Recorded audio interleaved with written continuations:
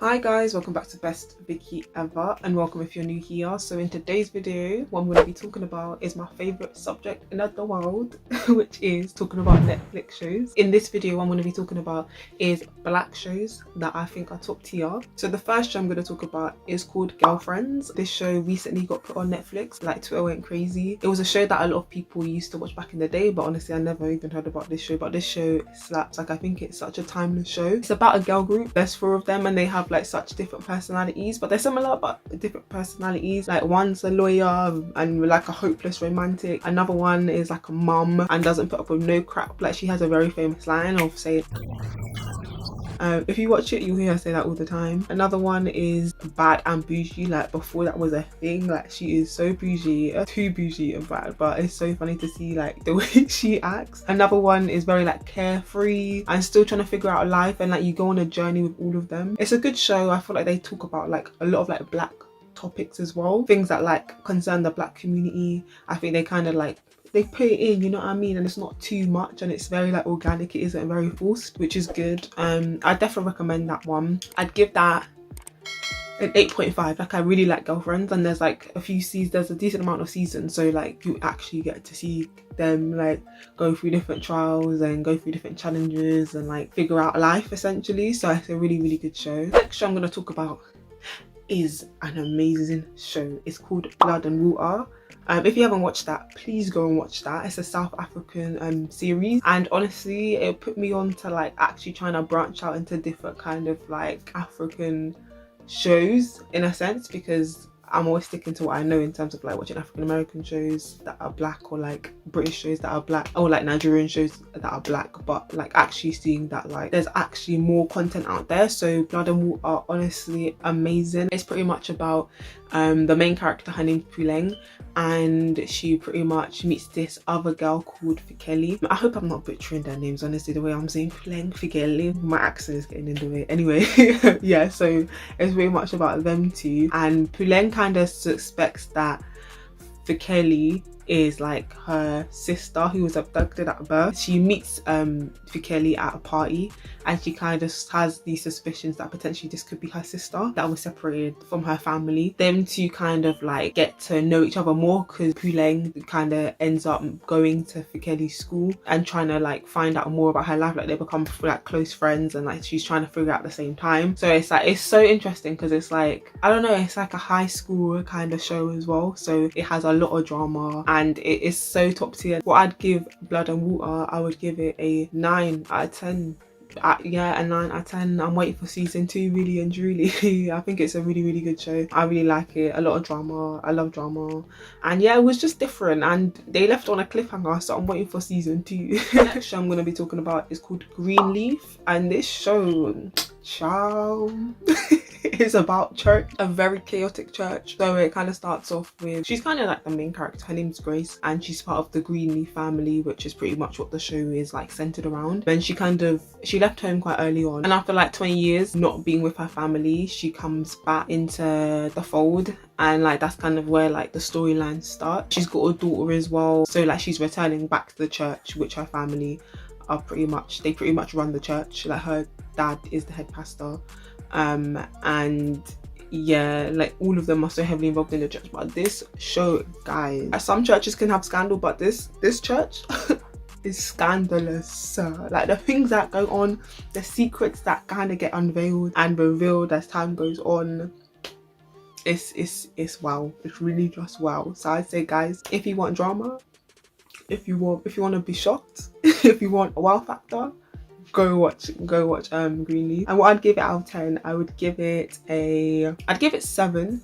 Yeah, I'd give it 7, because it is, sometimes you kind of do in the beginning especially, you do have to stick with it, but stick with it because it gets so juicy, it gets so good. So the next show I'll talk about is called Top Boy. I'm sure a lot of people have heard of Top Boy. So there's like 2 shows, I would say it's the same thing, but it's under 2 different categories. One is called like Top Boy Summer House, the next one is called Top Boy. So Top Boy Summer House is pretty much like part 1, so it kind of introduces the characters. You get to know like the main characters. The show is centered around like drugs and gang life, but it doesn't like glorify it, which is good. It kind of just shows the reality of like how like people kind of get into that kind of life. It's based in like East London, so it's like it starts off with like the main character who's called Deshane, and he's pretty much the top boy. Like he's the one who's shot in drugs, pretty much like selling drugs.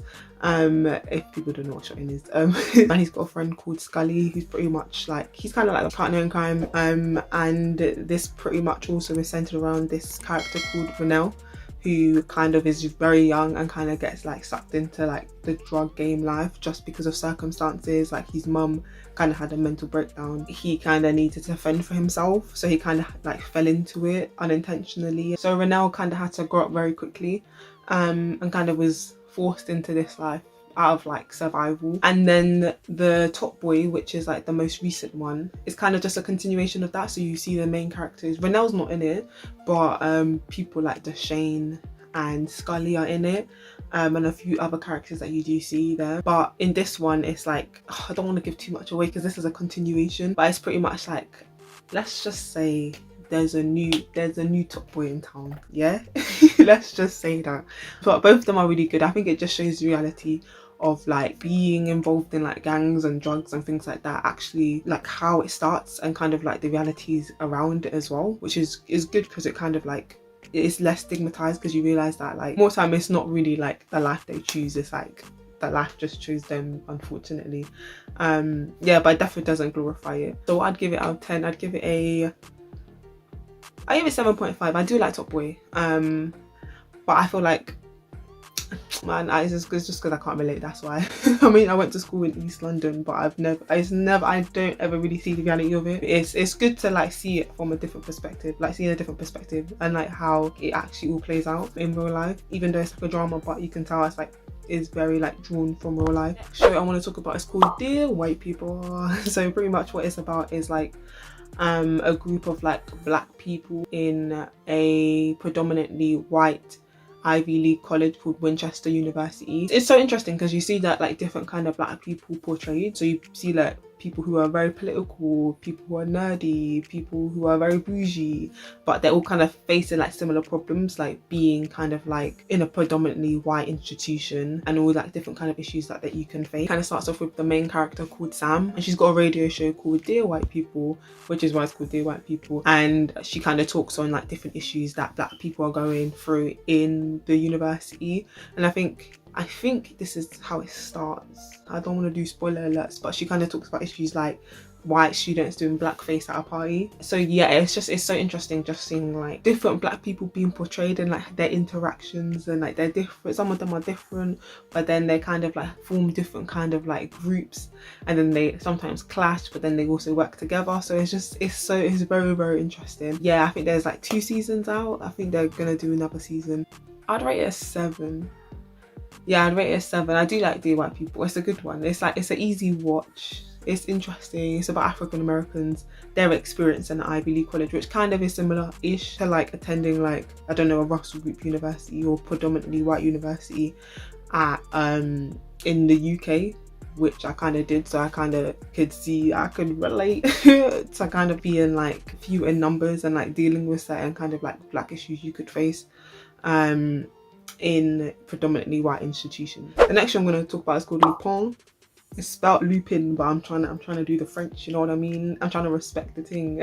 Lupin is a French show. It's kind of like Money Heist vibes in a sense of it's so sick, it's amazing, it's elite. It's about a black guy who carries out a heist of a diamond necklace, which is very significant. I'm not going to give too much away, but the diamond necklace is significant for a reason, and then there's a reason why he like decided to do a heist around getting this diamond necklace. People who kind of own this diamond necklace were very, very instrumental in the demise, let's say, of his father. So I would give this show, it's only season 1, but it's good, so I'd give it a 7.5. I think I need to see season 2 and then I can give it a proper rating, but for now, because there's only 1 season and there wasn't that many episodes, I'll give it 7.5. But it's a great one. If you like Money Heist, you'll like this one, so definitely go check it out. So the last show I'm going to talk about is called Lightening, and so this show is good. I'd say definitely stick with it, because I had to stick with it before I could see it actually get good, but it does get really good. So it's pretty much about this black superhero, and it starts off with like him just like living his everyday normal life, because pretty much where he is now, he's not that superhero anymore. In the past he was Black Lightning, but where we start off with him, he isn't anymore, but he was kind of forced back into becoming Black Lightning again because his daughters were abducted by these like gang members, and so he wanted to go save them, so he was kind of forced to like, you know, get back into uniform and like try and save them. And he's also a principal of a high school at that point. He's like a pillar of the community because he kind of like cares about like Black students and like their progression and stuff, and that's kind of what he's trying to put his energy into now. And he's not Black Lightning no more, just because of like circumstances they do kind of like reveal as the show goes on. Season 3 was elite, like it was a good season. That was probably my favorite season. They're continuing, I think season 4 is out, but yeah, it's a good watch. I think if you like action, if you like superhero movie type stuff, definitely go check it out. I think sometimes it does get a bit like special effects are a bit like I'm not really believing this, not gonna lie, but it is good, and it's nice to see like Black people being represented. Like it's centered around like a Black family, like Black Lightning's family.